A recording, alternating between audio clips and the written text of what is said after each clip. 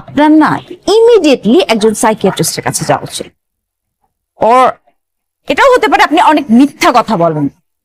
আপনি হয়তো এখন বলবেন আপনি এই বাসাতেই থাকেন। আমি এই বাসাতেই থাকি। ফ্ল্যাট নাম্বার কত?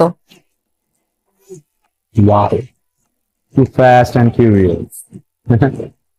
ফোন নাম্বার জিজ্ঞেস করলেন না, পছন্দের রং জিজ্ঞেস করলেন না, পছন্দের খাবার জিজ্ঞেস করলেন না, সোজা ফ্ল্যাট নাম্বার। সরি, কিন্তু ওল্ড স্কুল তো, নট ইন্টারেস্টেড।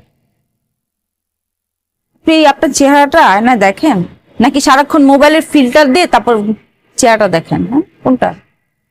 যে বাদরের মতো চেহারা, এই চেহারা দেখে কোনো মেয়ে, আমি তো দূরের কথা, কোনো মেয়ে ফোন নাম্বারও চাইবে না আপনার, ফ্ল্যাট নাম্বার তো দূরের কথা। শুনুন, একদম ঠিক কথা বলছেন। বাদরের মতো চেহারা না, বুঝছেন? আমি কোনো কারণ ছাড়াই শান্ত মনে আমার বাসায় যাচ্ছিলাম। হঠাৎ করেই কোনো কারণ ছাড়া